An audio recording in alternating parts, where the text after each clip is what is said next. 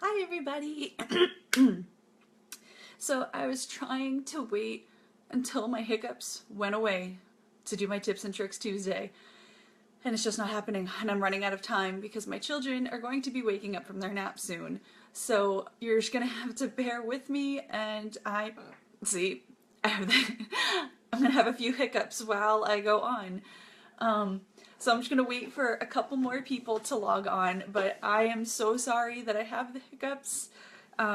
So if I randomly get really loud, I'm so sorry.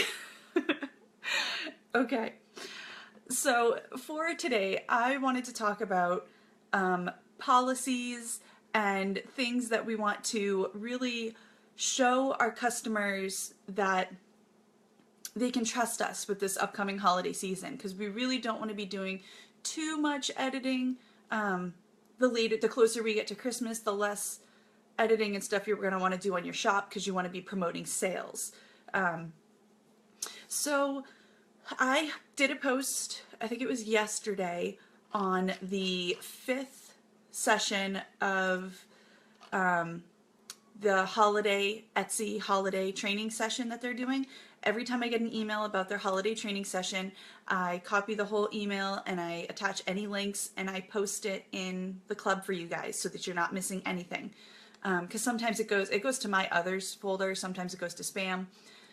So the one they sent out yesterday is build trust with your shoppers. And they say to do that via fill out your about section. You should have all of your pictures in your about section filled out, and you should have the entire about section filled out. Don't use product photos in this about section. You have your entire Etsy page of listings to use product photos. In the about section, you want to post pictures of your family, you want to post pictures of your pets, you want to post pictures of your workspace, and you want to post a video of you somehow in your shop or in your workspace, either creating an item or bits and pieces of your process. That's what you want your about section to be. Don't do it, not just a, hi, my name is so-and-so and I love crafting and so I made this shop. That's not about you. They want to know about you. Who are you? What are you about? If you're an all-natural soap shop, does that mean that you're vegan as well? Do you have a farm? Not saying that vegans have farms, but I live in the backwoods. Lots of people here have farms. But just they want to know who you are. They want to know if you're a family person. They want to know how many pets you have. They want to know your lifestyle. That's what you need to put in your about section. And by telling part of your life to your customers, that you're building trust. You're saying, hey, this is who I am. I'm open and I'm honest. Give me your money. Okay, so that's your about section. And you also want to, see, they say tell your shop's origin story. Captivate them with beautiful photos and videos. Show off what makes you unique. Hi, Mary Kate. Oh, hey, I think I've gone a couple minutes without a hiccup. I've had the hiccups for like an hour, and I was trying to wait until they were gone.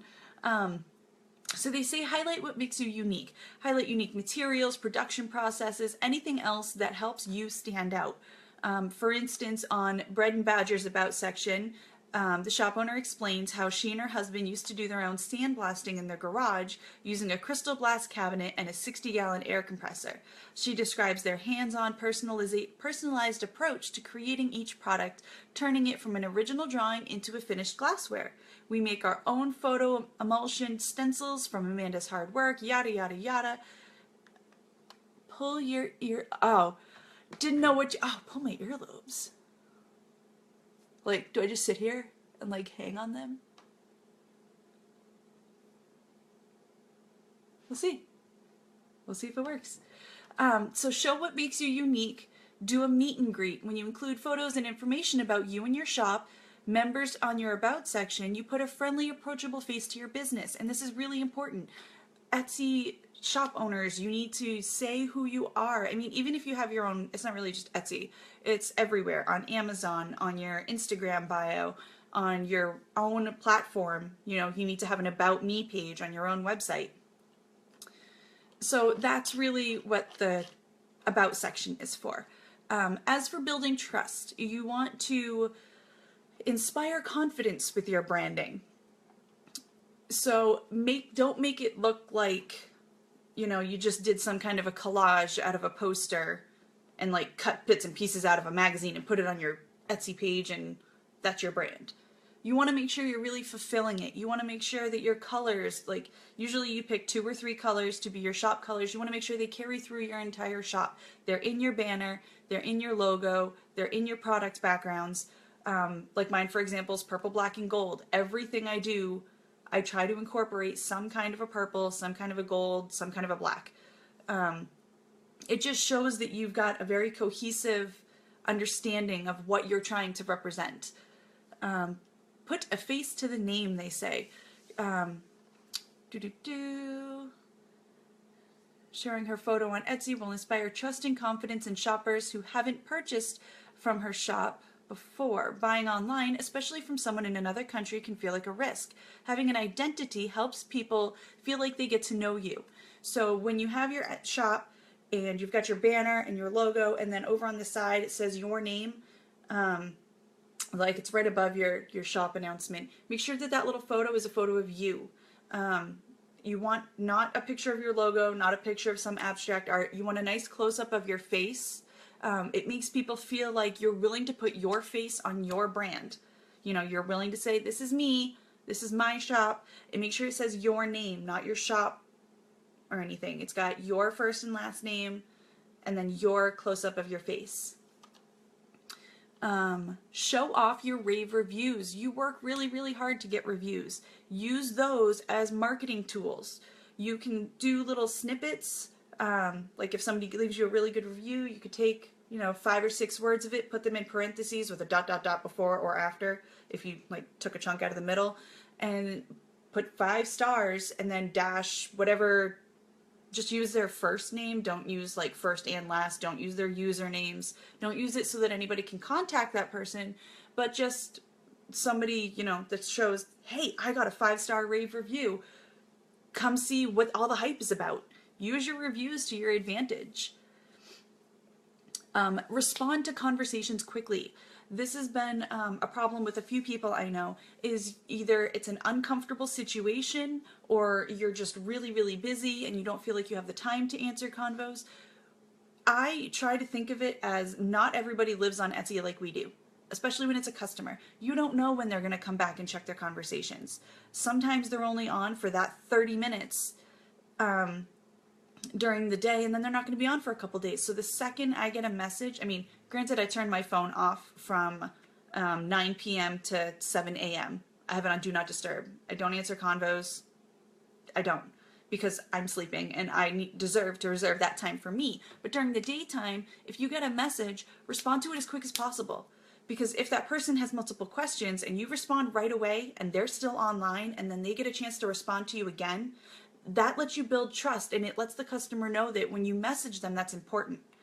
And sometimes it can be that last-ditch effort. Like sometimes customers will message, I've done this myself. I've messaged 3 different vendors about something, and whoever the first one to reply is, they get the sale.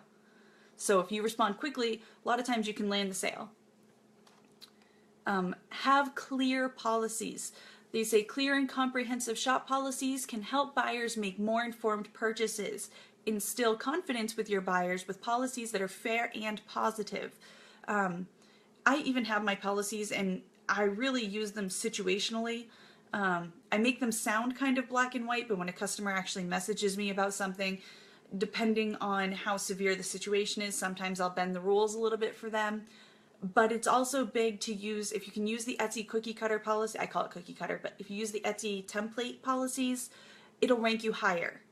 And if you get ranked higher and you're using their policies, chances are if you get a case opened up against you, Etsy's going to side on your side if you're following their policies versus if you just make up your own policies. And then if you feel that there's something that isn't covered in your policies, you can add it in your FAQs.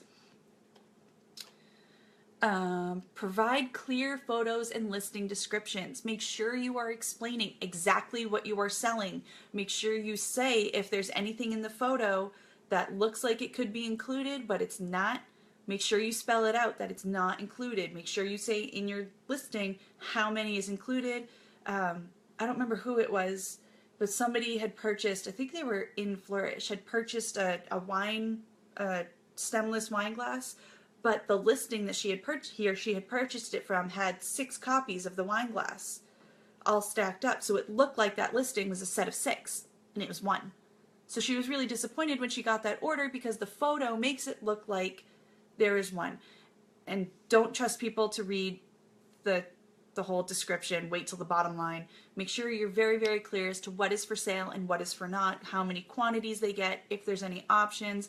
Make sure you also spell out if it is the exact item they are going to receive or if this is about what it is going to look like. This is really important for people that do signs. If you're going to have knots in various spaces, you need to spell that out for your customers. Say this is what the painting is going to look like, this is what the lettering is going to look like, the wood texture will vary. And that's really all I've got, is just to make sure that your policies are up to date, make sure that your About You is up to date, because that's really all we want to edit right now in our shops, and it builds confidence with our customers. And I really haven't had any hiccups in a while. Sorry, not to like trail off there. If you feel like you need specific help with your shop, I do have shop critiques available. If you want to go to the shop doc. Also, I'm going to be doing, stay on the waiting list. I'm going to be making coaching sessions. I'm going to have coaching sessions coming out.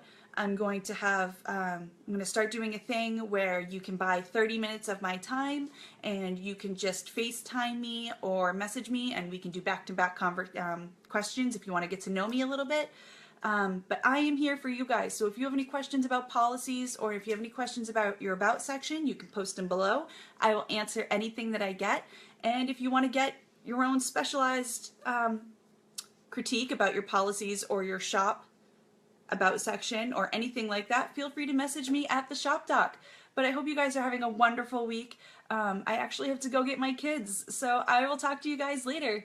Bye!